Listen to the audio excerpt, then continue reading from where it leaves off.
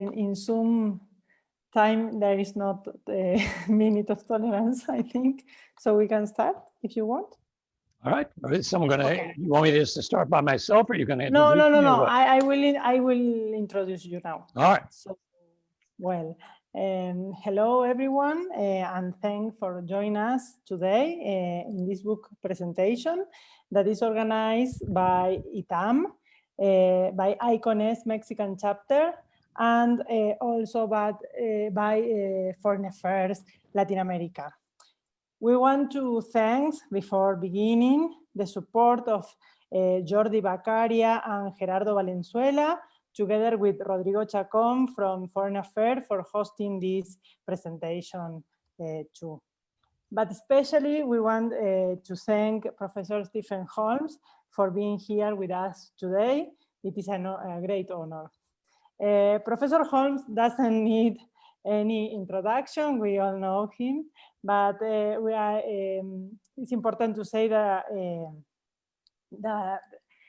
he's a Walter E. Major Professor of Law at NYU, and he wrote with Ivan Krastev as a co-author the book that we are going to comment today, The Light That Failed, Why the West is Losing the Fight for Democracy, which won the Lionel Galver Prize 2020. Professor, the floor is all yours. After you, two professors of ITAM that I'm going to introduce them after you are going to make some comments, and then we are going to have some moment for answers, for question and answers. So you can begin whenever you want. Thank you. Thanks so much. And thanks for everybody who is listening. It's a pleasure to be here. So the book that was just mentioned that I wrote with my colleague Ivan Krastev was an attempt, one of many attempts, to think about the waves of anti-liberal populism, authoritarian populism, sometimes very xenophobic populism that seems to be sweeping around the world at the same time, and in a way coincided with the end of liberal hegemony after 2008 with the financial crisis and so forth there, and of course as the long-term effect of the end of the Cold War. Now, we didn't discuss every case. We don't write about Modi and India. We don't write about Bolsonaro in Brazil.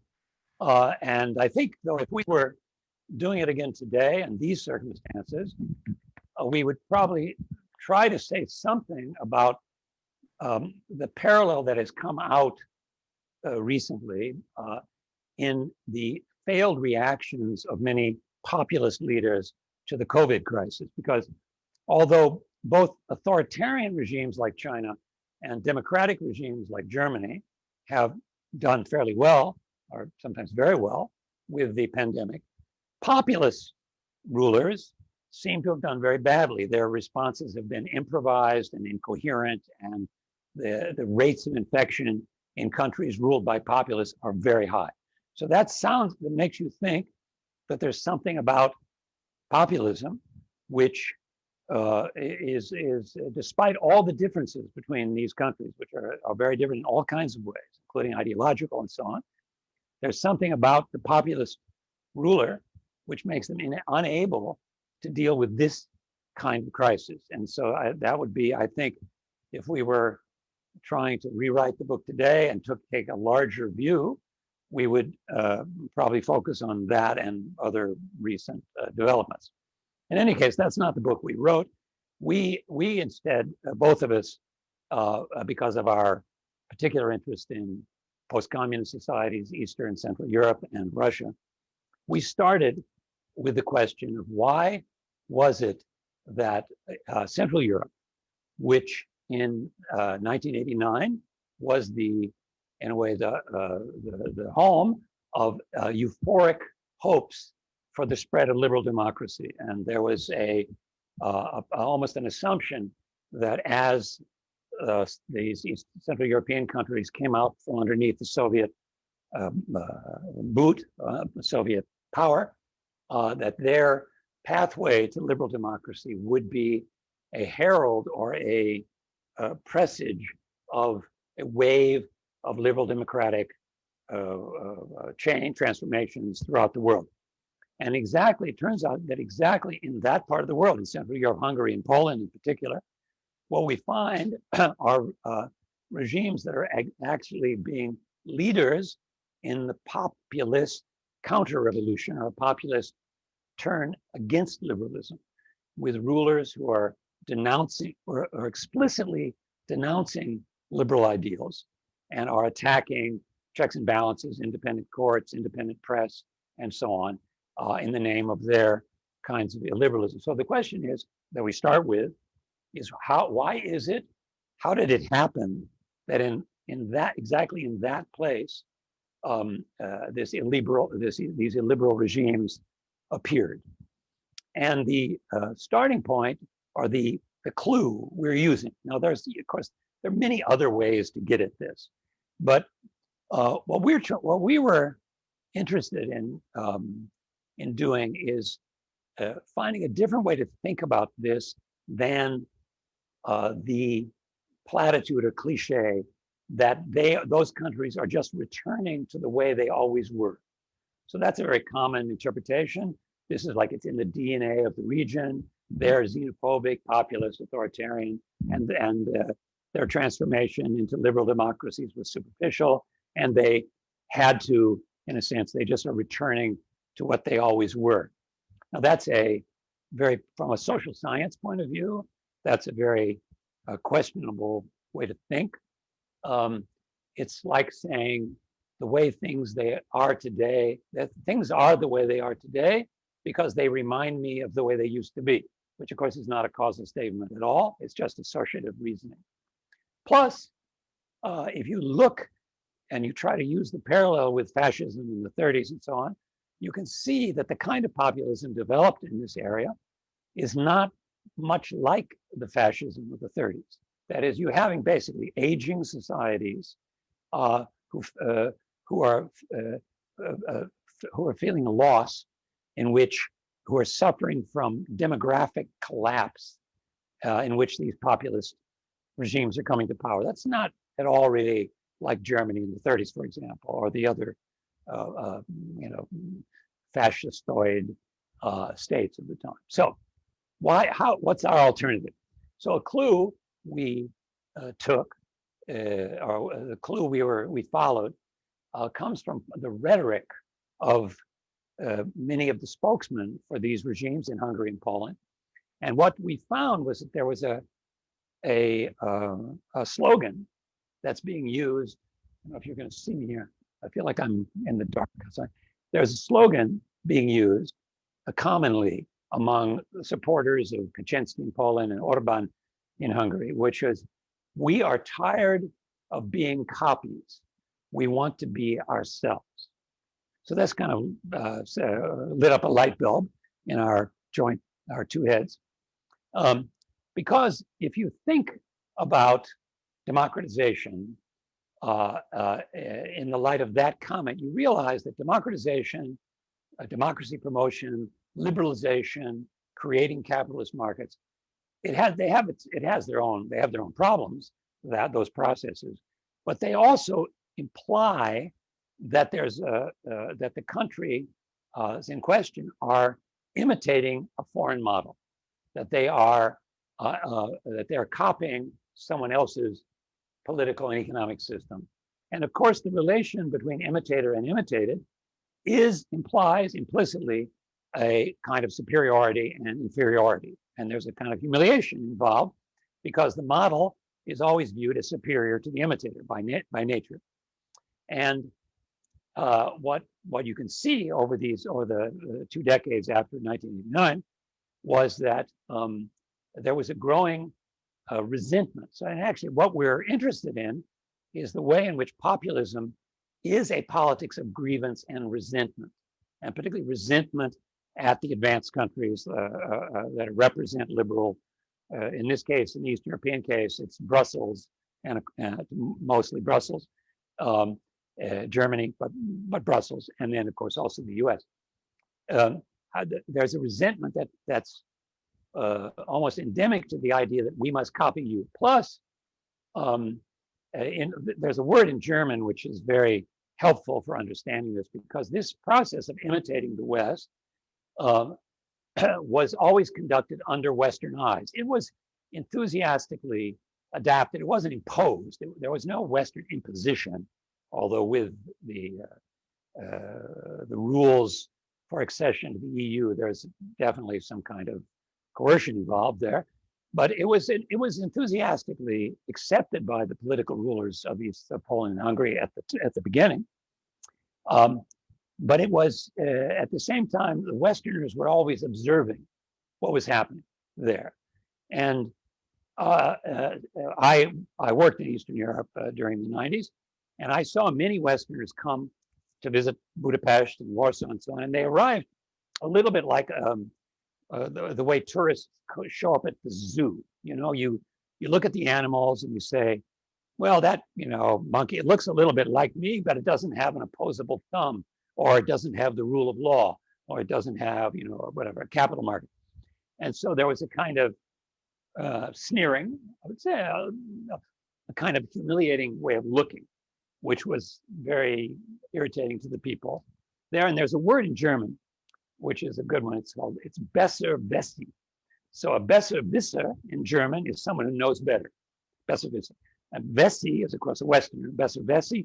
And there was a sense among East Germans that those West Germans were looking at them and flaunting the superiority of the West over them. This, of course, over time, you become irritated at being viewed as a crummy copy of someone else. So that's a kind of just a clue to something going on there, of a feeling of humiliation associated with democratization, liberalization. That's just one. Now, there are many aspects of this, and I'll just mention a couple others. There's, if you read the writings of, Michnik, for example, or Havel in the Czech Republic, Adam Michnik in Poland, you see that in '89, they enthusiastically endorsed a Western-style politics and economics on the grounds, as they said, that we are tired of experiments. Communism was an experiment, and we don't want any more experiments. We just want to have a normal life. We want to live in a normal way. However, it doesn't take much thinking to realize that if you take a political and economic formula from a very different society and import it into a society that doesn't have it, you're going to have an experiment. Some of these things are going to happen that you don't expect. It isn't going to be just, this is a fully worked out economic political system, and you put it in a society that's not used to it, it's going to cause some problems. So a couple examples. One good example I'll use is this, that in Hungary particularly, they imported Reagan, or I would say Thatcherite style standard model privatization, but a system of privatizing national industries that was worked in Britain. And they took it into a society in Hungary where there was no private capital. So it's, if you try to privatize, if you use standard model privatization in a country and imitate it in a country with no private capital, what's going to happen? What happens is that the managers of communist industries, they use the assets of the enterprise to gobble up the assets. They use their control of the assets to place the patrimony of the country in their own pocket. That is, they enrich themselves using their positions, because there isn't private capital. The only thing there is the control over the assets of the companies. And so what happened, of course, is that you produced incredible violent levels of inequality, which seemed morally totally unjustified. That is, on one day, you and your friend are more or less living the same way, and within 6 months or a year, he's driving his Cadillac and you can't afford a bus ticket, and he's eating in fish restaurants and you can't afford a piece of fruit. And it sort of produces an enormous sense of irritation, grievance, a sense of injustice. And this is very important, because one of our questions is, under what conditions does the ideology of liberalism fail to capture the sense of grievance in a society? Liberalism is mostly focused on the violation of individual rights. But what I just described was not a violation of individual rights, because nobody personally owned the patrimony of the country. Is there a message here for me? Yeah. Okay. I can't read it, so it's whatever. No one owned the patrimony of the country, and so what was happening is that the abuse, the main abuse, was the privatization of the public patrimony, and in fact, that privatization was actually blessed by the idea of individual property rights. So liberalism, with its focus on individual rights, was not an ideology that seemed to be adequate to the experience that people were having. And let me just add to that, because I think this is a very important subject, and I'd like to get your reaction to it. There's another very important way in which liberalism, I'm a liberal, I believe in liberal politics, but I think liberalism is fragile, and liberalism has preconditions that aren't ubiquitous and doesn't fit every social circumstance, and can be defeated and can be rejected because of its inadequacy to certain social circumstances. So in 1989, the main liberty that was being offered to Poles and Hungarians and other Central and East Europeans was, and Russians too for that matter, was the freedom to travel. That is, the freedom to leave your country. Now today, East Central Europe is the part of the world with the most dramatic demographic collapse anywhere in the world. It's the greatest demographic collapse anywhere, even during wartime, it seems to be greater. And you've lost, 1 million Hungarians have left the country since 2008. 3 million Romanians have left Romania. Bulgaria is shrinking violently. Many people are leaving, particularly young people. So when you have your young, more educated citizens leaving the country to pursue, let's say, a better job in Germany, it's very hard to think that the freedom to leave your country is the highest value. I mean, it no longer resonates with people. They feel there's something wrong with it. It's not. It doesn't have the promise of 1989 seems to have been betrayed somehow, or not to be adequate to explaining the way they experience it. And plus, the people who are leaving, and that's very important, are the ones who are, they were educated in their country, in Bulgaria, let's say. If you're a doctor, you're educated in Bulgaria, you leave the country to pursue a better job. You can be a better doctor in Germany. The German hospitals are better. You can do a better job, and your family will be better off. But you're exiting from your community for an individual benefit, a family benefit, in a way indifferent to your national community. And therefore this a kind of nationalistic, allergic backlash against the exit of the young and the educated is a kind of natural reaction, and it implicates a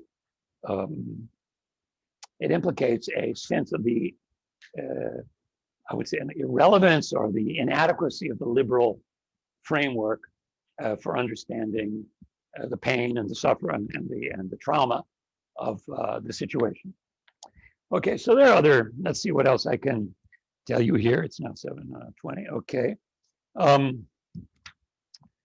lot of other things. I want to be kind of selective here if I can find if I can get the pages straight here. Okay. What else is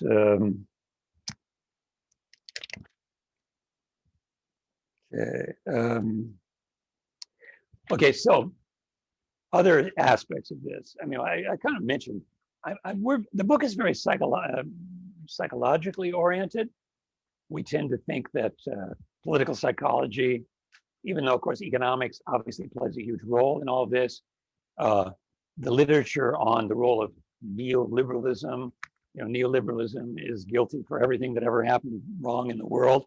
There is that approach, which is okay. I mean, it has a lot of, it can be blamed for many things, but I think we're a little bit, I wouldn't say just bored by it, but it isn't the whole story.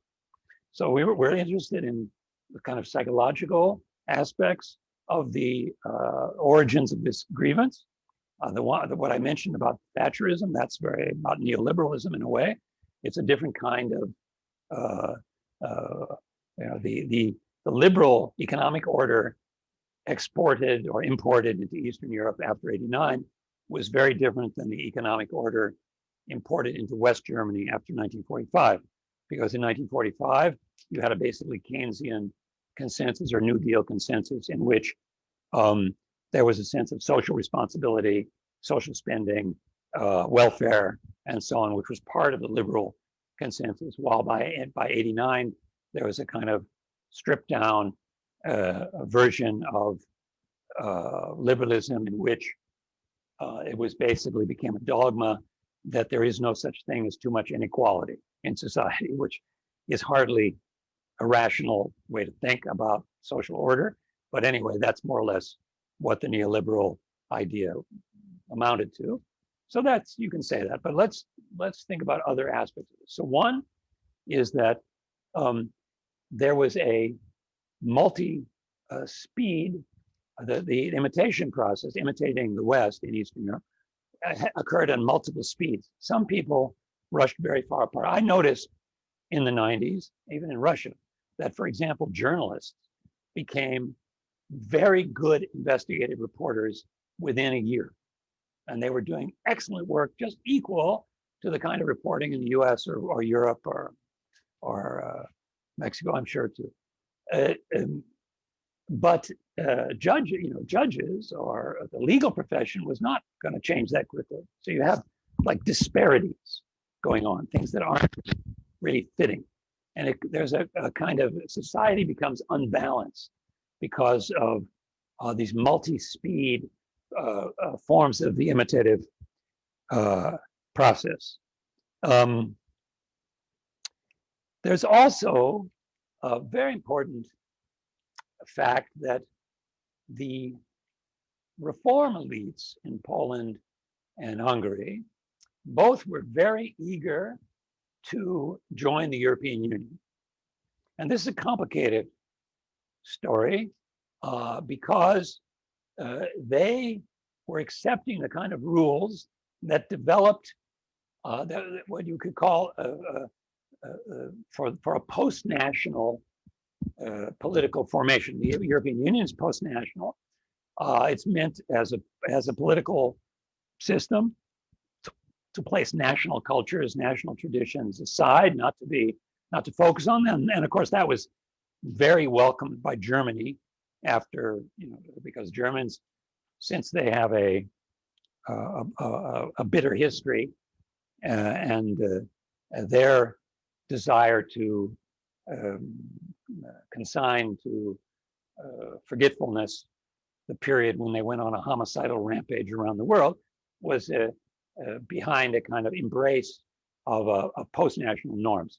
And therefore, Germans don't have, national heroes that are, military heroes or men on horseback, and all of that has been expunged from the German world. And that's very suitable for what the EU is. So, but the consequence of this is that the reform elites who are imitators, who were trying to push their societies, Poland and Hungary, that's the examples we use, into the European Union, were leaving on the floor national traditions, national idioms, national heroes, national customs.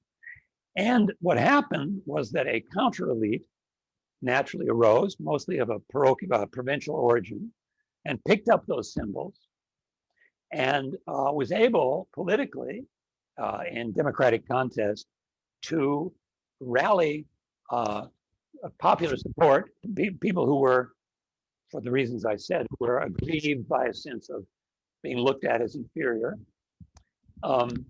and tell them that basically anything that's gone wrong or any difficulties they're having are due to the fact that they have departed from their authentic national tradition, and that what they need to do is return to their roots, their national identity, the pride of their own national past, and that will be a solution. And this, of course, will involve viewing liberal elites who are globalists, who speak English or German, as enemies. There's a nice phrase by Alexander Goland, I like this very much, who is a big, important person in the Alternative for Germany, Alternative for Deutschland, the right-wing party. And he says that a globalist is a person who, when it rains in his country, he doesn't get wet. So those are like the liberals, are those people who have monopolized the emergency exits, who are in front of the line for the lifeboats, who are able to leave the country at any moment, who are potential traitors, and who aren't really loyal to the country. And so this language, which was attacking the elites, the more internationally connected, wired-in elites of the countries, it was an essential theme of the nationalists. At the same time, of course, as they're attacking immigrants,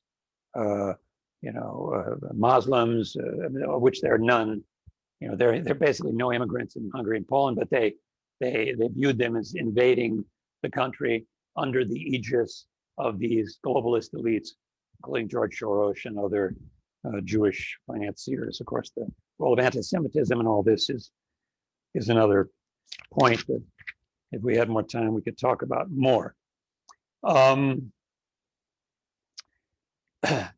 There is, okay, so here's another interesting point that, and I noticed this a lot when I was working. I ran a legal reform institute in the 90s in Budapest, but I traveled everywhere in the former Soviet Union and throughout Eastern Europe. And there was a lot of lecturing going on, lecturing East Europeans about how they should be like us, basically.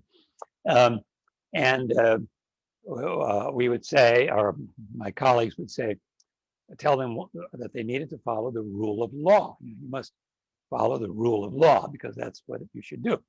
And one of the responses was, well, look, what is law? Law, as they experience it, law is a stick with which strong people beat the weak people. And the American law professor would say, no, that's not what law is. You just don't understand.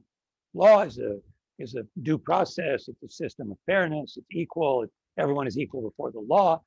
And they would say, well, we never saw anything like that. For us, law is a system by which the people with power, with clout, can dominate the people with poor social networks and who don't have any resources. And it was a kind of miscommunication.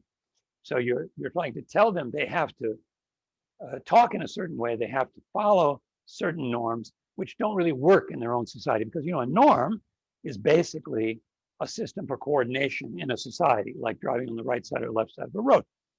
And if you tell a Bulgarian that he can't take bribes, well, that's a nice thing to say. If you want to be respectable in front of an international audience, you have to set up a committee to prosecute bribery. But if you want to be successful as a businessman in Bulgaria, you got to take bribes. And if you don't do it, you're not going to give bribes, and you'll be an ex-businessman. So what happened was there was a creation of schizophrenia in these countries where the same guy was setting up a committee to prosecute bribery and taking and giving bribes, the same person. So it's a kind of, and that was also a psychological tension, which I don't think is very well captured by blaming, for example, blaming neoliberalism. What else? Okay, so 35, like 5 more minutes, I guess, something. Then we can have a discussion. I mean, there's so much to talk about, but these are just a few thoughts. Another kind of interesting fact is that, take Poland. Poland in 1989, the Polish elites, the reform elites, all spoke the language of liberalism. They talked liberal talk, human rights, market society, elections, free and fair elections, and so on. But of course, underneath this embrace of liberal talk was nationalism, because the Poles were very eager to escape from Russian domination. This was a kind of decolonization process. I'm going to put it that way. It was a movement to escape from foreign domination. But they couldn't use the language of nationalism in 1989 for various reasons, not only because the EU was post-national and the EU has no tolerance for nationalist symbols, but also because in the early 90s, you had the Yugoslav Civil War, and the premier example of nationalism was Milosevic.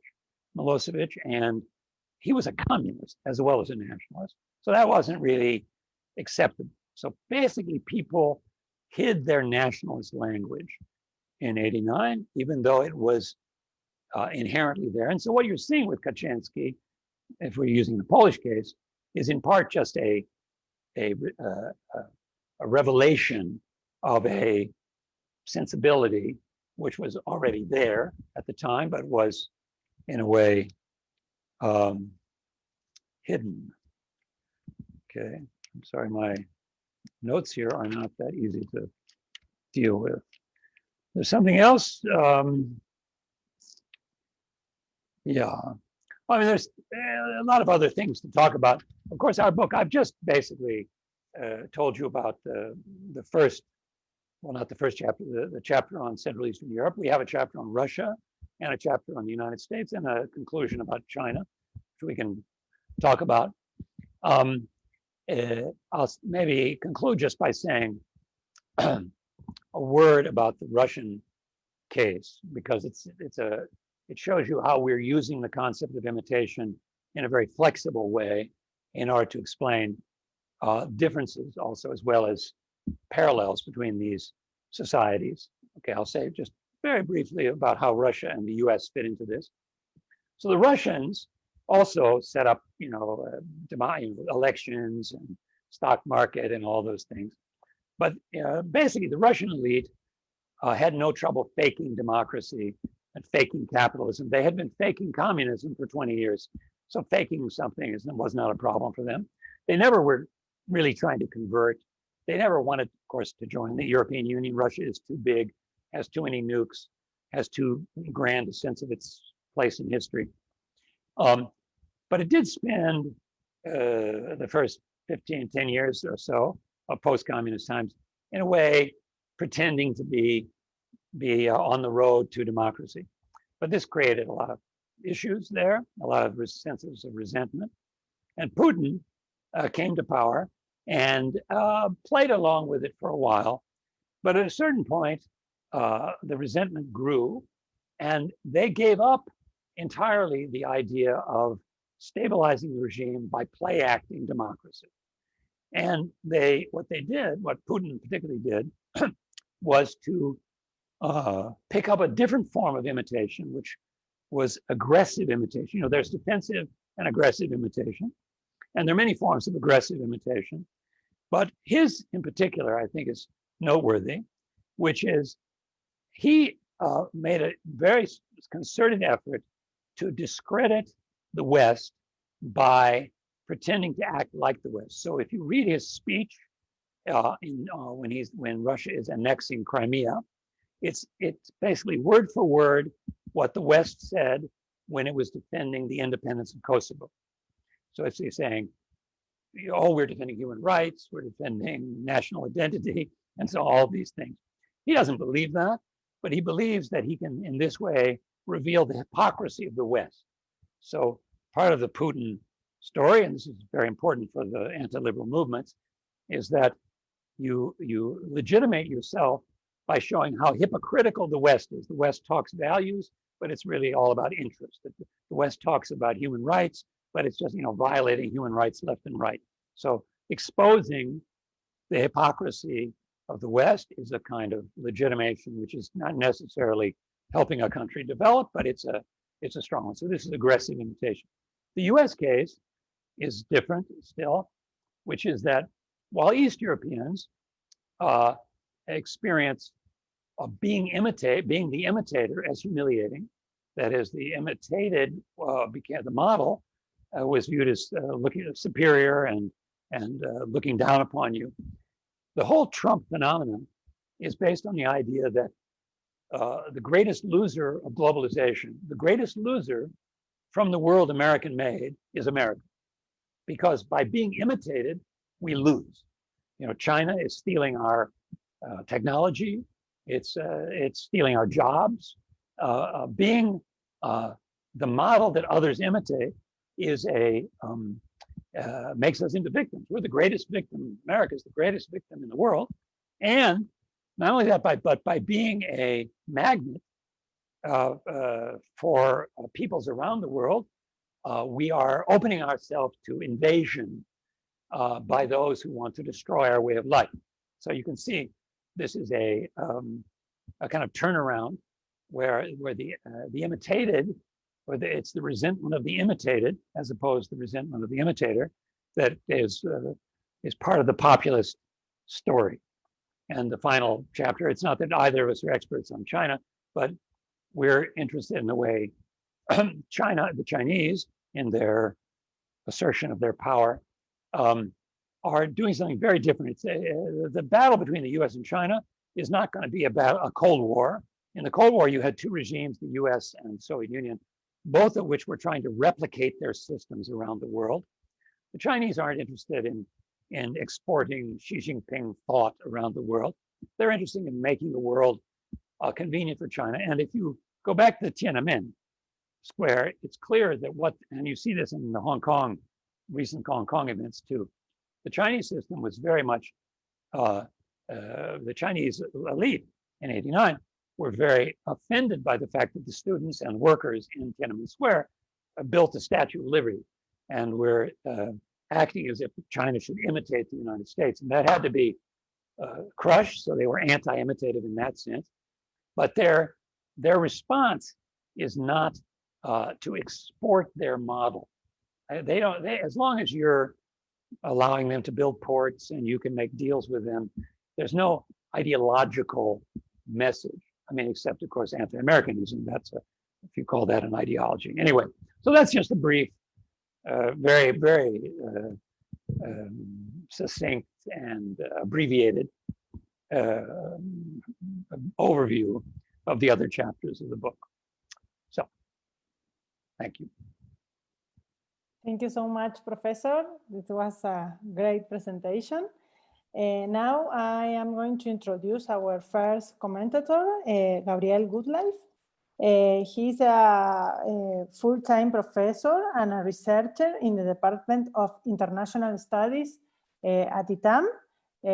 Professor Gabriel, the floor is yours.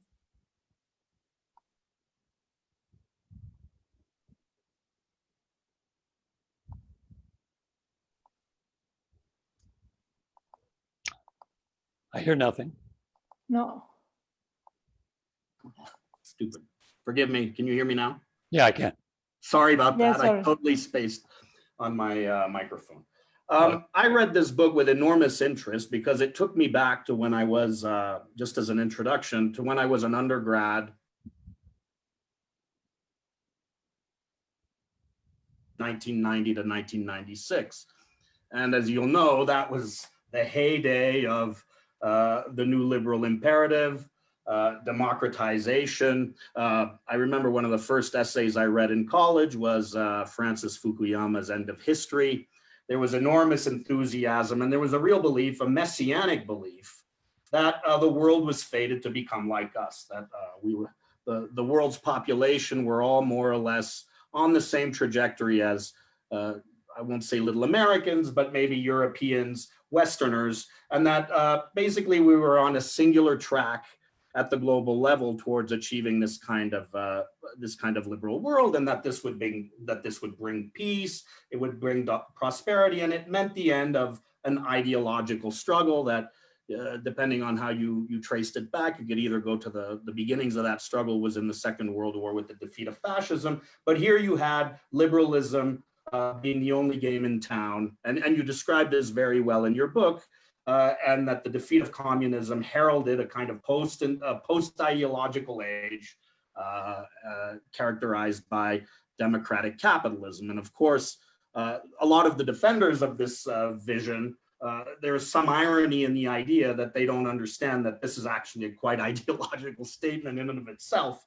But anyway, it really took me back to that point, and in fact, those ideas, at least I then after working, I went back to school and went back to DC in the early 2000s, and at least as far as the DC policy establishment, there was still a real resonance. These ideas still had a real resonance, and you could argue that it's up until Donald Trump came along that there was a stark repudiation of these ideas. I mean, if you listen to Joe Biden in terms of his foreign policy, and you look at the people who surround him, a lot of those people were there in the 90s pushing the free market democratization, free trade agenda that goes hand in hand with this. Now, as Professor Holmes has pointed out, there are a lot of, starting in the 1990s, in particular at the level of taking on the Washington Consensus, there were a lot of attacks on this model. And yet this book is really refreshing to read because it takes on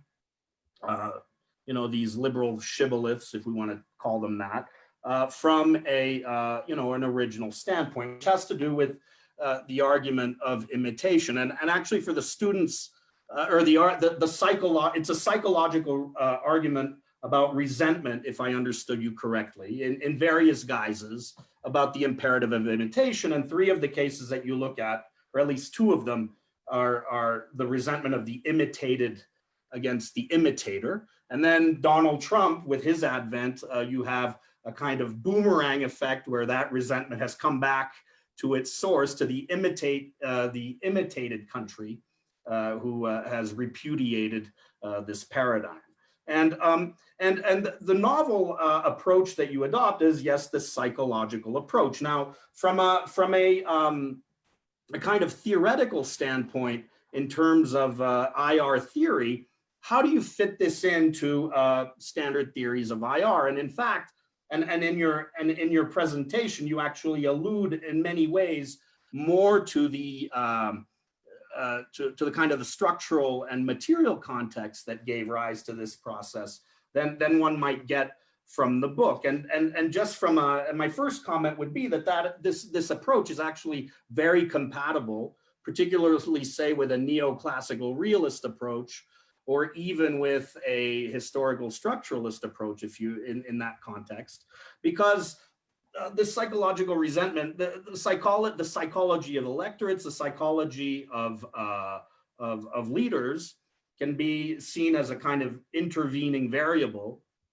that emerges within these broader structural contexts, whether we're talking about the structure of the global system, the post-Cold War system, or else the Cold War, the bipolar versus unipolar system that emerged after it, or else in the context of, as you were alluding to, the way that particularly neoliberalism and the introduction of neoliberalism in these countries, particularly in the CE, generated resentments over inequality, and that this in turn became the kind of motive source of the resentment that has led to kind of this illiberal backlash against this paradigm.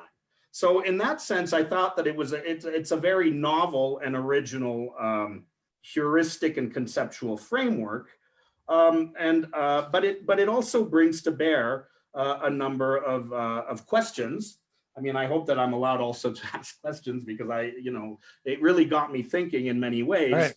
About how to conceive of this. And the first was, there is this kind of, I think that in its own terms, sometimes one wonders whether this resentment wouldn't exist regardless of the success of the liberal model in this country.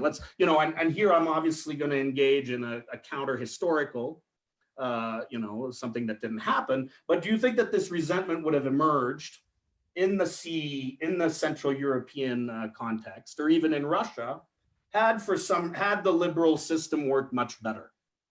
So that's one question that I have, that I want to ask, and I mean, and to add the kind of systemic context to this, I mean, there were previous enlargements in the EU, as you know, where formerly authoritarian states and long-time authoritarian states, namely the Mediterranean countries, you know, Greece, Portugal, Spain, they joined the European Economic Community in the 1980s.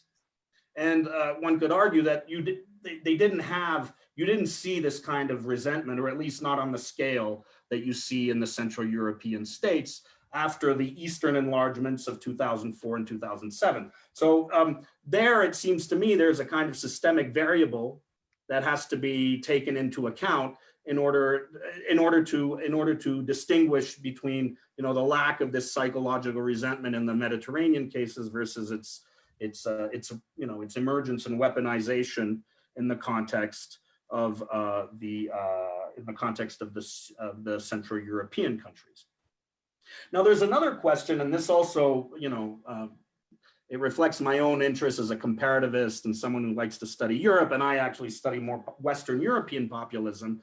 I mean, a lot of stock, especially recently, has been placed in, you know, how Orban in particular acts as a model in terms of the liberal politics for other leaders, right? And one thing that's really interesting in your book, and, you know, obviously you didn't have time to get into it as much as you would have liked to, is this demographic trend. I mean, you mentioned it a lot, but on the one hand, yes, you have had, you know, a kind of depopulation, and the most liberal elements in the country, as you say, have, you know, fled, or many of them have left for greener pastures elsewhere in Europe. But on the other hand, there was also, you know, the threat of immigrants, right? And the argument that you know, the 2015 crisis. I'm not an expert on Central and Eastern Europe, but it seems to me this really was the moment where Orban really grabbed a lot of attention when, after Merkel said that Germany would accept a million refugees from the Syrian war, and that you know, then the Europeans would divide these refugees up by quota, and you know, starting with Orban was the first to rebel against this idea, and then other Central European countries did. And so there was, you know, combined with this kind of demographic depletion, there was also the threat of a cultural invasion. And something that stands out very well in your book is, you know, Orban is appointing himself as the new, you know, the new Christian white knight who will defend Christian Europe against, you know, the Asiatic or Muslim hordes.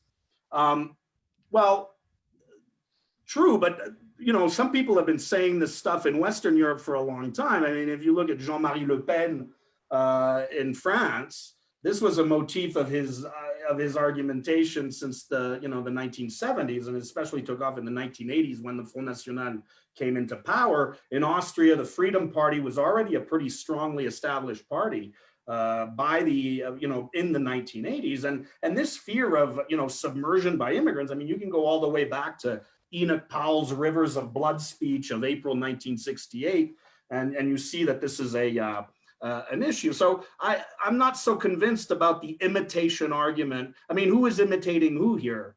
Or are there different sources to these kinds of populisms? Is a question that I ask you just as someone who is interested in these kinds of European politics.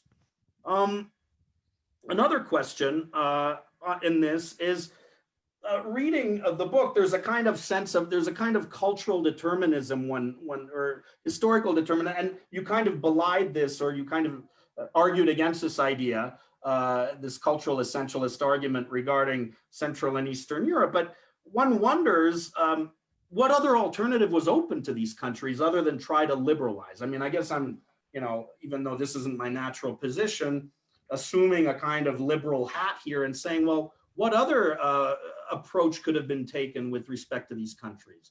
I mean, I remember in the 1990s, Oscar Lafontaine, and this is, you mentioned a little bit in passing the experience in East Germany.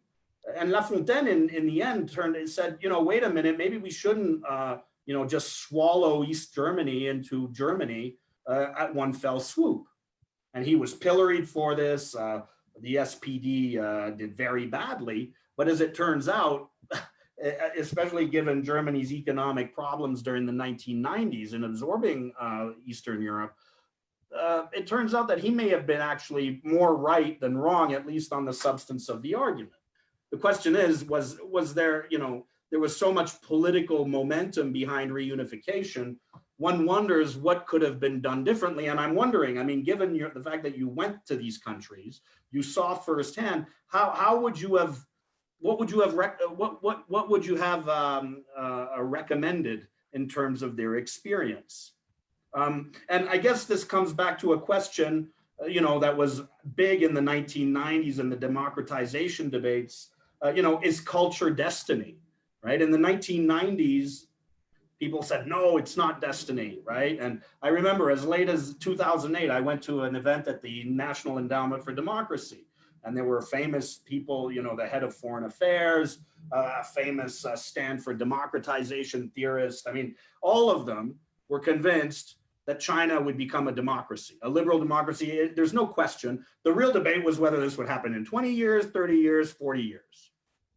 And so in that context, then I'm wondering, to what extent the cultural debates here matter and how that figures into the theoretical framework that you set out.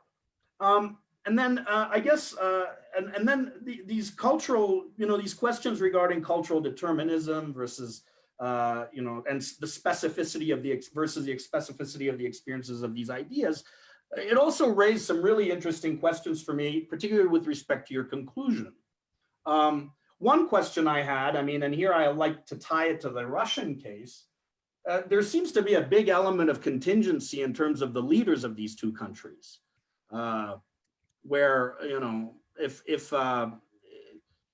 the Chinese had if Deng Xiaoping had been the leader in Russia and Mikhail Gorbachev in China, what would have been, would there have been a different outcome, right?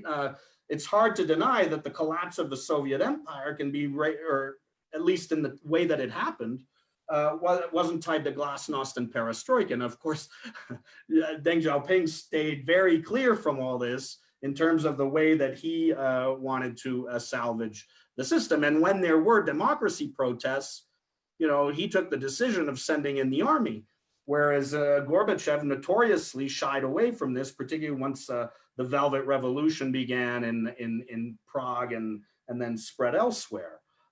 So, and in that sense, this idea of, the contingency of leadership, it seems to cut against, the kind of deterministic grain of culture and historical determinism that seems to inform at least this liberal tradition in the Central and Eastern European states.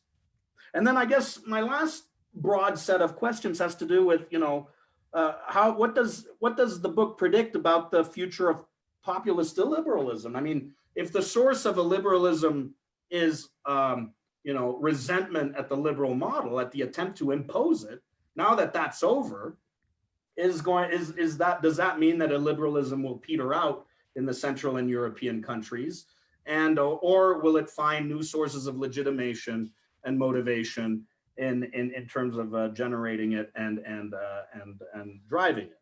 And then lastly, the takeaway from the idea, once, with the end of the age of imitation and China rising as a new hegemon and it not wanting to impose its model on anybody, it just wants to, maximize its economic standing in the world as a source of its power. And so you predict, it seems to me, the rise of a plural world, right?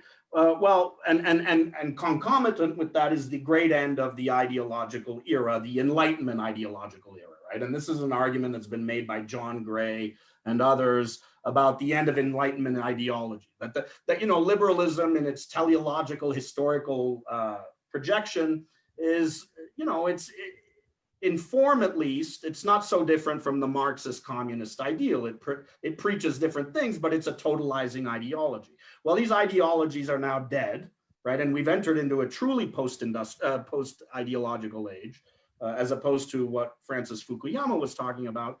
Well, first of all, states still need ideational forms of legitimation and justification. So what are we going to fall back on?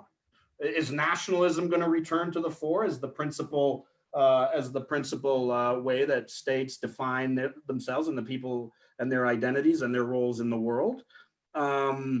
What form of nationalism? I mean, there's are we going to go back to the blood and soil nationalism of Orban and so forth, or are we going to a kind of open nationalism on the French model or on the American model? These are interesting questions. And secondly, as a sub-question, does this mean we're going into, in your opinion, are we headed towards a world of national conflict and competition?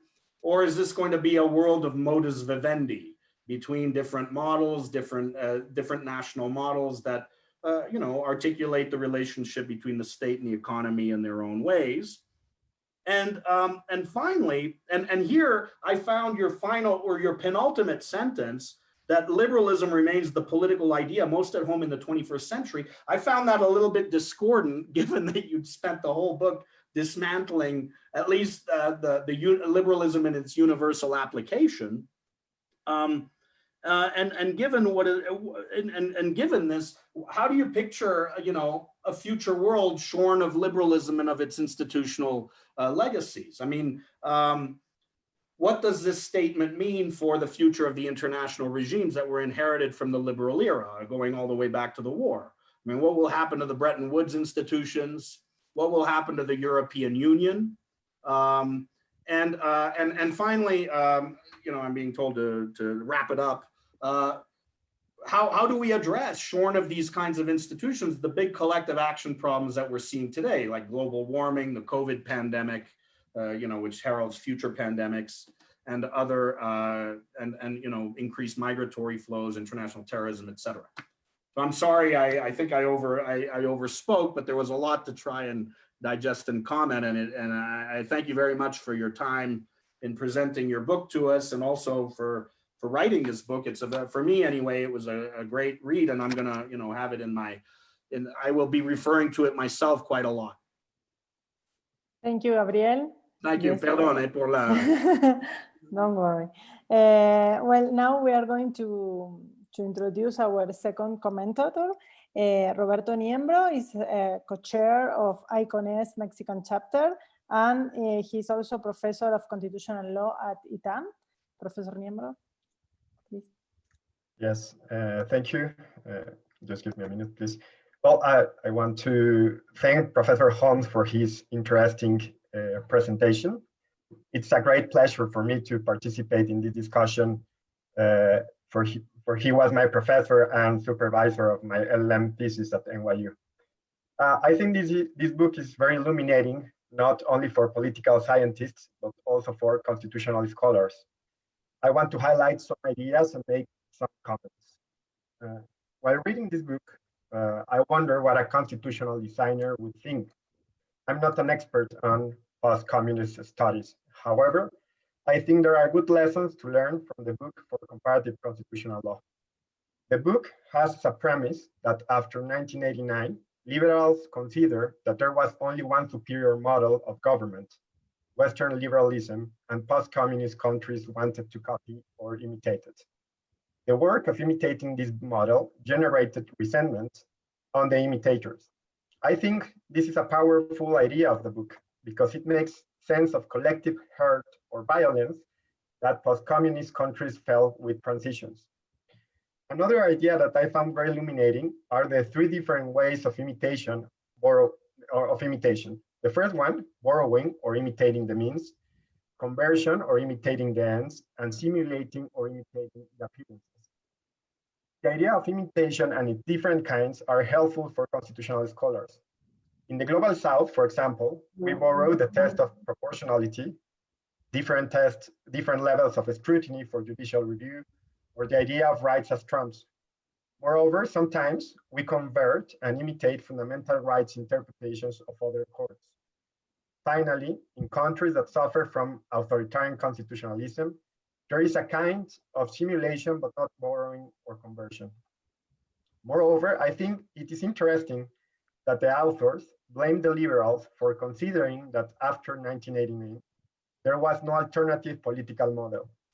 The authors say at the end of the book that liberalism fell in love with itself and lost its way. I totally agree with this last sentence. Despite this critical stance about Fukuyama's idea of no other way than liberalism, I think there could be a stronger challenge about the quality of the liberal democratic model. In other words, it seems to me that the authors miss a more critical engagement with liberal democracy itself. For example, by pointing out its failure on substantial equality. There may be some other flaws in the model. One of them, perhaps, is that it didn't allow any distinction on its application. Possibly, it was a package that was exported as an all or nothing thing, without taking into account the constitutional law and experience of those countries, whose own models were rather seen as an object to be reformed and shaped. Perhaps the exportation has been done in a hubris way by the West. We all know that Global South scholars or legal systems are seldom invited to dialogue on comparative law. Furthermore, we all know that the post-war conception of constitutionalism wanted to transcend history, cultural heritage, and social mores of any constitutional state. Maybe this was a mistake of the exported post-war model, which could have given more space for ethnicity and religion. I wonder if in the eagerness to have new democracies founded on liberal neutrality, the model disregarded the contextual peculiarities of these countries. I want to clarify that I'm not arguing in favor of bigot, ethnicity, or religion. I want to push the idea that perhaps the liberal democratic model should give more leeway for these specificities without considering them bad copies. Maybe a better way to export constitutional ideas would be to consider that the other, in this case, the Global South, can be a mirror in which we can find a more accurate image of ourselves. However, in cases of democratic transitions, we usually understand that the ones that should pay attention are the ones that imitate, but not the ones that are exporting their ideas. In this sense, I would say that a dialogic method of comparative engagement can be an option. According to this method, the constitutional designer should identify and challenge the assumptions of its own model before exporting it to another jurisdiction. It also demands fundamental conceptual openness, requiring Westerners to accept phenomena as constitutional that may not qualify as such from the perspective of Western liberal constitutionalism. Once this critical assessment has been done over its own model, then the constitutional designer would be able to advise other people.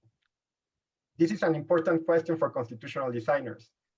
If imitation or migration of constitutional ideas will continue, as I think it will, and if we have already known that the way in which it has been done generated the authoritarian backlash we are witnessing in Eastern Europe, we have to ask how to do it in a different way to avoid backlash.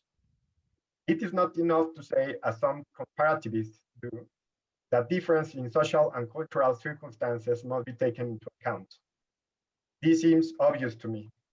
I think there is something else we have to ask for Western constitutional designers, and this is to engage critically about their model before advising abroad.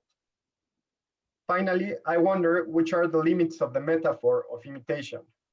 In the book, we find at least 5 different uses of this metaphor: imitation and retaliation, as unmasking, as dispossession, as competition, and as infiltration. On the one hand, I think that the flexibility of the word helps us understand different situations with the same lenses. On the other hand, however, I think we should not expand it further. We run the risk of making it an empty concept. Thank you. Yeah, that's are my comments. Thank you so much, Roberto. Now, Professor Holmes, if you want to answer some of these comments, and then we have some questions from the public. So, Professor, you can start, and then we are going to ask you more questions. Yeah, so thank you very much. I feel like a mosquito in a nudist colony, I don't know where to start. There's so many things to discuss here. So I want to hear other questions, so I can just make, I guess, a few of the many possible reactions here to these very helpful and interesting concepts. I'll just start with Roberto. I think it's a very good distinction between exporting and importing a model. So it's, maybe exporting a model is very unlikely to succeed, but perhaps the importers, and that's been done since antiquity. If you read Livy, he talks about Roman emissaries going to Athens and bringing back to Rome in its early days certain legal forms that they incorporated into their framework. So it's not that imitation is impossible, but under certain circumstances, it becomes very problematic. And I was alerted to this in the early 1990s. I'll just give you an example of Albania. So in Albania, there was the American Bar Association realized that judges were being dismissed, who were bothersome, were being dismissed without cause. So the American Bar Association sent a group over to Tirana, and they formulated certain laws that became part of the constitutional laws of Albania, which said a judge may not be dismissed unless he has committed high crimes or misdemeanors. So that was changed. And the consequence was that after that point, judges were not dismissed without cause. Judges were put in jail. So to change a rule, you're not going to get the same outcome you think you're going to get unless you understand what the forces are of the society in which you're imposing the rule.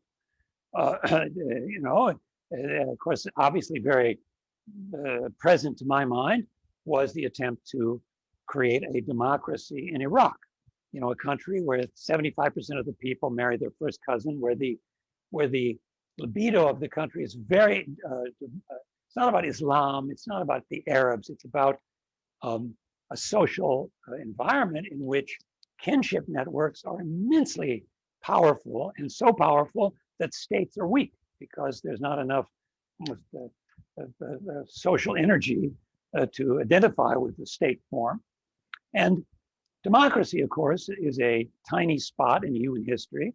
And the idea that you can, with a 6-week military campaign, go in and create a democratic society there, that's like disastrous. It's an ideology. The point is that it's an ideology. Democracy, in this case, is an ideology because it assumes that the only legitimate leaders are ones who are elected, which, of course, as a historical matter, is absurd because democracy has only existed in a few countries. And there are many other forms of legitimate leadership, such as tribal sheikhs, such as religious leaders, whom the Americans would not speak to in Iraq. The consequence was that the country collapsed under American military occupation because we said we're only speaking to people who are elected, which is like, for several years we didn't, or two probably. So that's a kind of this is I think a very, as a motivation for me thinking about this, that's an important thing. Of course, you're very right about stretching the concept of imitation. It's I don't want to take it that dogmatically. It's a Ariadne's thread that helps us weave together and see things we might otherwise not see. So that's the point of it. Now, Gabriel, there's so many. Oh gosh, I don't even really. Where can I possibly begin? I'm quite interested, of course, in the relation between the populism in Western Europe, Salvini and so forth, but obviously in Spain, and Vox now, and obviously in France, also Brexiteers. It's a great thing to study. The one thing I would like to point out here, though, about the uniqueness of the East European case is that the countries themselves were told that they are being Europeanized. Now, when the colonies of Europe were being Europeanized, there was a politics of resentment articulated by someone like Frantz Fanon, which was saying, we don't want to imitate Europe, we want to be authentically African. But the East European states were told they're being Europeanized, they thought they already were European. There was a different kind of insult to them by being told by the Westerners that we're Europeanizing you. Plus, and this is just a kind of additional point, which I think is worth making, the East Europeans, while they were being integrated into the European Union, were told, you are becoming democracies, and we want you to show us that you're becoming democracies. And by the way, we're going to write your laws for you. That is, the acquis communautaire, Brussels is going to write your laws at the same time as we're going to tell you that you must pretend to be a democracy. So they almost like enforced a form of hypocrisy on these countries, which was very irritating. Now, you can say that that's just typical IR theory, but I think there's a particular psychological tension there that is that makes it specific, and needs to be, that kind of thing needs to be explored to understand the texture, the rich texture of the forms of anti-liberalism that developed in Hungary and Poland. And by the way, about the economics, Poland is economically successful, and Hungary is an economic basket case. And basically, you have very similar forms of populist anti-liberalism developing in the two countries, as if it's not about economic success. It's about something else. You can be economically successful in Poland and still feel like the Europeans are looking down on your culture and looking down upon you and treating you as if you're somehow an inferior country. Plus, one of the interesting things is these countries, as you know, Poland has no immigrants, but there are many Poles who live in London, who live in the same neighborhoods with immigrants, who on Facebook and so forth and social media are in contact with their friends in Poland. And so there's a kind of learning about the irritation of living among immigrants, even though there aren't any in Poland. I think that's a kind of an interesting, very particular situation that's developing today. And just the last little comment here, it's kind of funny. My friend Jacques Rupnik, I don't know if you know Jacques, he's a brilliant French political scientist who studies particularly the Czech Republic and so on. And he recently went to Prague for a trip. This is before in the old days when we could travel. And the taxi driver said, well, where do you come from? And he said, Paris. I said, oh my God, it's so terrible. How can you live? We've read Houellebecq. We know how horrible it is to live in France. It must be just impossible to live among these invaders, these Muslim invaders. So it's a kind of, there is a way in which the anti-liberal rhetoric developed in the West seeps into the East and is part of what East European nationalism is about today. And that's it's very different than I think the way it was in the 1930s, for example. But I think I have here probably 200 responses, but obviously if I went into them, we wouldn't hear any more questions. So please, let's go ahead and listen to others.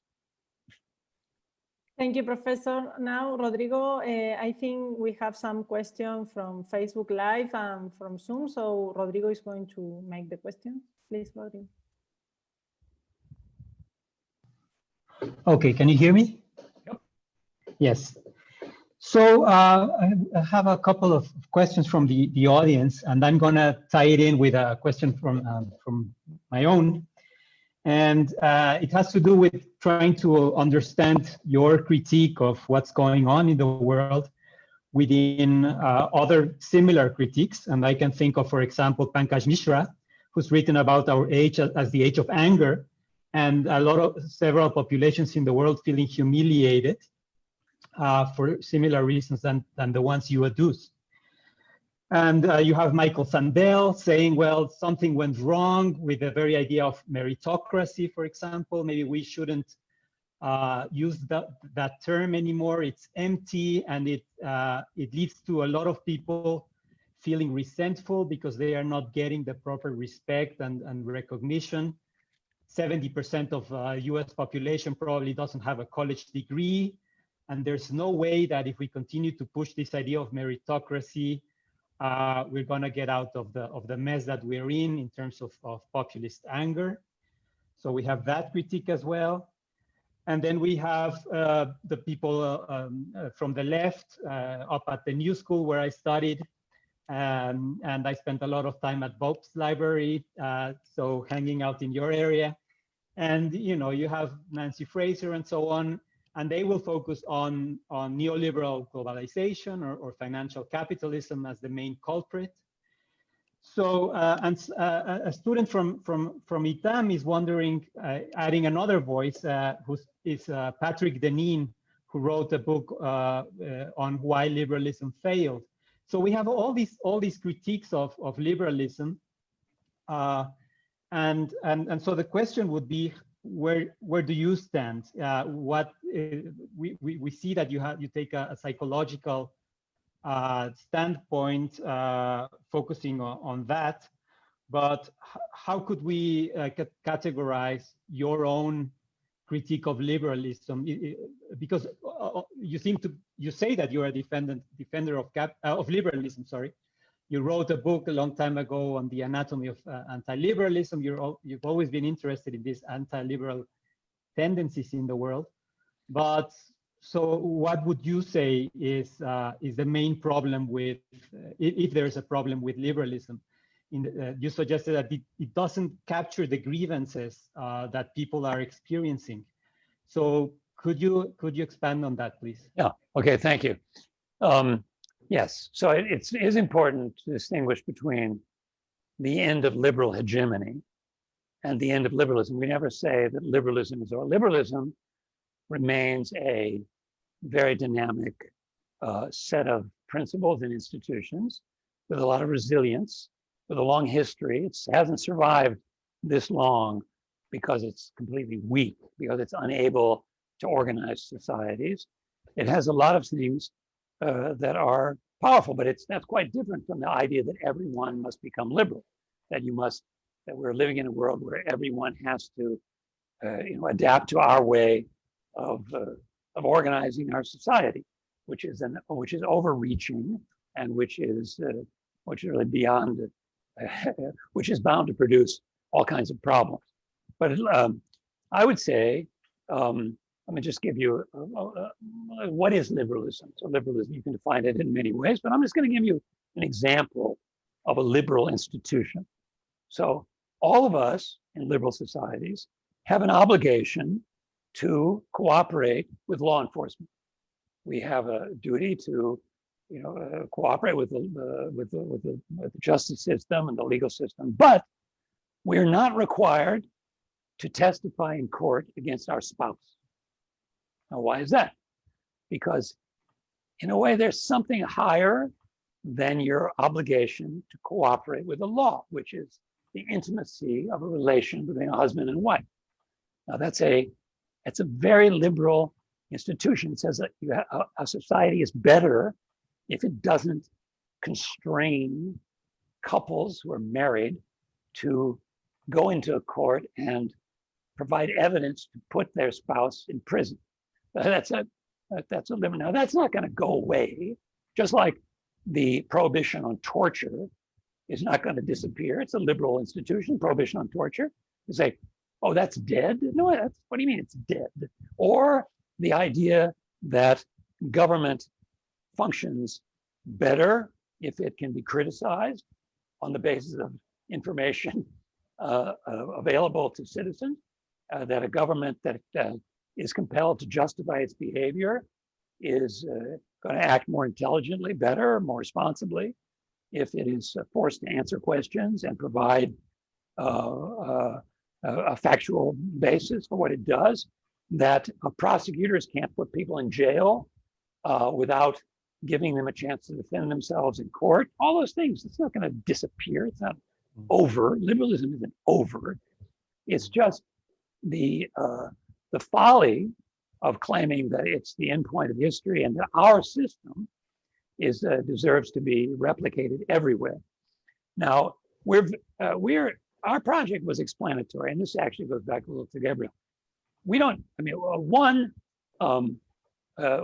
we don't indulge in counterfactual history, and counterfactual history is pointless, because if you had done something else in 1989, all kind of other things would have happened, which you have no idea what they are. So going back and saying, if we'd done something else, it's a point.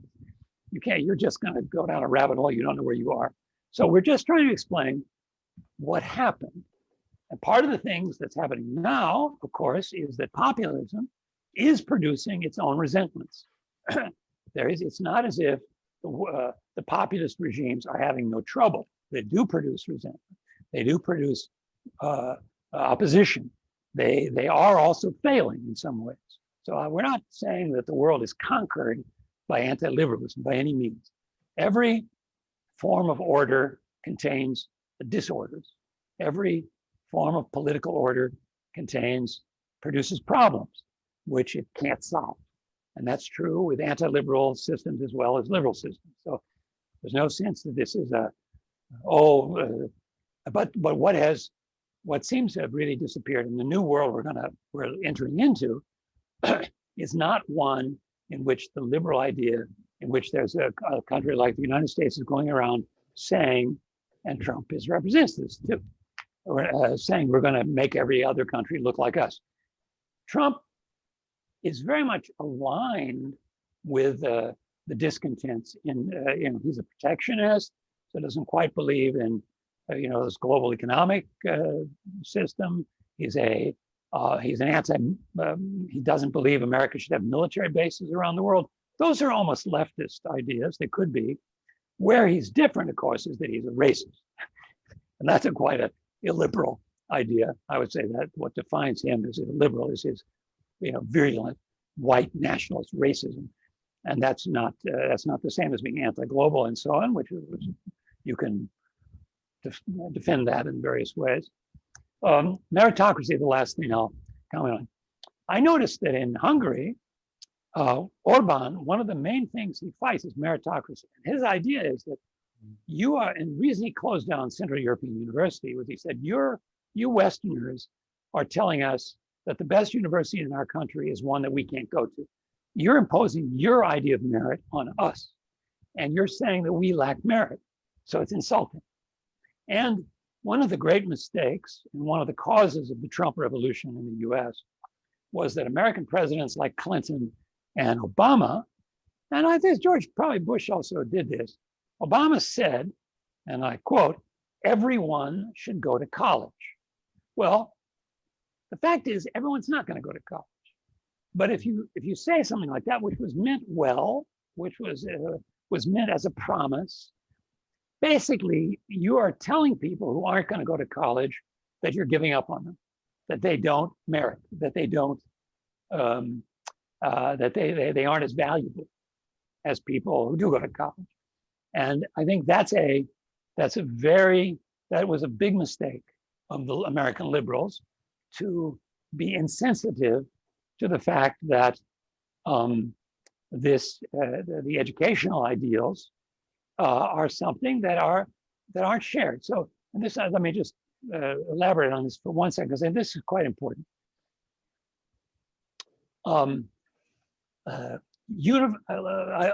formula I'm going to explain now is this: universalism is the particularism of the highly educated. So the difference, all people, all of you, me, my friends, all of us like to be around people who are like us. Now, people who are like me are people who read the same books I do, go to the movies I do, go to the concerts, operas, and so on. I don't care about their passport, the color of their skin, their ethnic origin. I care about their level of education. So I'm around people, and I'm very proud that I'm so comfortable with multi-ethnicity, multiculturalism, because I frequent people from many different cultures, all of whom are educated, and all of whom have heard of Tolstoy and so forth. Now, people who aren't very well educated tend to also cluster with people who are like them, and those tend to be more ethnic, religious, linguistic, communities. And they think we are looking down on them, but even though we also love homogeneity of our kind, they think we're hypocrites. And they say we're hypocrites because we are, we're cheating. You know, we get our homogeneity in a different way. And we say, well, you're so prejudiced, you're such racist, you're such, you can't stand diversity. And the reaction against that is a source of anti-liberalism, a big source of anti-liberalism. And you can hear that in Trump, who says, I love the poorly educated. And and what I hate are those Manhattanites who look down on me. Anyway, I'm scraping the surface of these questions, but they're all very interesting. Thank you. Thank you so much. If I can take just one more question, make one more question. So a lot of students are listening to you, and I'm very, very grateful on their behalf. And I wonder, what do you think we as students of society and international relations and law should focus on? Because my sense, I grew up in the 90s as well, and there was this kind of triangle that was the formula for success. So you have free markets, rule of law, and elections, right?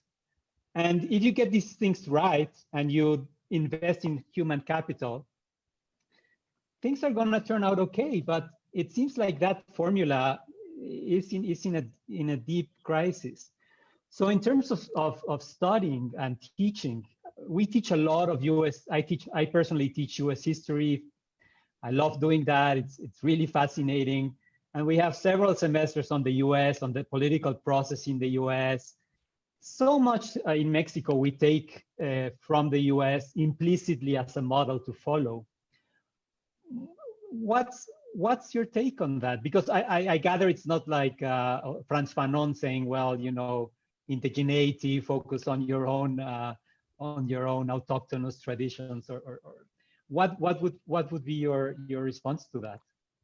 Well, it's this would be a long discussion, but just take, I teach in a law school, and basically my colleagues have tended to talk a lot about American institutions. So let's take an American institution, the presidency. So the presidency is an institution. And I think basically there was a strong belief that the institution had some kind of integrity on its own, that it functioned, it had its rules, its norms, and that you would walk into the institution and the norms of the institution would shape your behavior. So what we've seen over the last 3.5 years is a man who is kind of however you want to describe this person, walks in to this institution and turns it upside down and hollows it out and breaks it and makes it and is supported by a political party with popular support behind it. So the consequence is that when you're asking what is an institution, basically what I'm saying is that the liberal order, which has many advantages, has many things about it that are praiseworthy, is very fragile. Of course, it's fragile. And the complacency about it is absurd. Earlier in the 20th century, liberalism was challenged by communism, fascism, and so on. We lived in basically through a period where it seemed fairly stable. It's looking very challenged now, quite seriously challenged in many places. And it's challenged in the US, very strongly in the US. So I think the inability of these institutions to provide the capacity to respond even rationally to a health crisis is astonishing. I mean, we have basically a president of the United States who is acting in a way to make it impossible to do medical testing on the kinds of therapeutics and vaccines we're going to need. He's going to do things that make it impossible to learn how to get us out of this situation we're in. So it's like an amazing thing. So I think basically, you know, the social, economic, psychological, anthropological, cultural conditions under which these institutions function, once you're seeing them break down. So, you know, the study, I was a student of Juan Lin's, and if you go back and read his works on the breakdown of democracy, there's a lot to be learning there. I would say that's a very important subject to study now, breakdown of democracy. We're seeing the use of police in various different ways, the use of armed forces in the U.S., even in the U.S.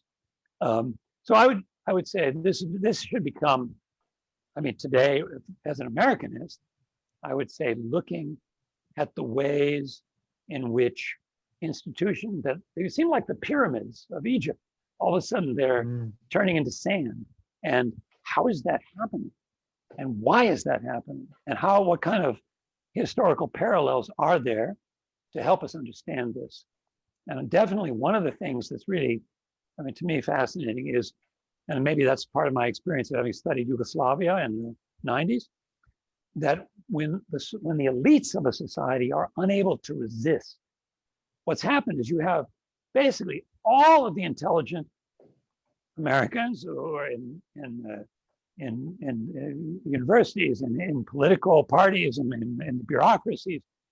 Everybody knows that we have a lunatic in the White House, and they can't stop him. And he could win. I mean, we're hoping not, but it's not, he could win. That's actually the fact that the entire politically responsible elite of the country, with all of its knowledge, with its expertise, with its skill, with its platforms, can't really mount a definitively effective defense against this. It's an astonishing thing. And I think this is you know, there's that old saying about God protect us from living in interesting times. In any case, we are living, I don't know that it's Weimar, I don't know that it's the end of the Roman Republic, but we are skating perilously close to a kind of collapse of the American system, and trying to understand the dynamics, why it's happening, how it's happening, and then with luck, how we recuperate, at least to some extent, from it. That's, I would say, a big challenge for political science today. Thank you. Thank you. Well, thank you so much, Professor. We have a lot of questions in Zoom and Facebook Live, but our time is over. So thank you so much for your answers, for your interesting presentation. Also, our commentators for your comments. I thank them as well. Those were really interesting comments. Yeah, thank you. Yes, and the public has very good questions. Also, we want to thank that you join us, and well, I hope this is not the last time. I want to thank also Foreign Affairs, ITAM, and ICONES Mexican chapter for this space. And well, Professor, you are welcome in Mexico whenever you want. I've come to Mexico many times, and I definitely look forward to coming again when traveling becomes easier than it is now. So we wait for you. Okay. Yeah. So thank you so much, everyone, and we have to finish this conversation. So see you soon. Yes. Bye. Thank you. Yes. Thanks.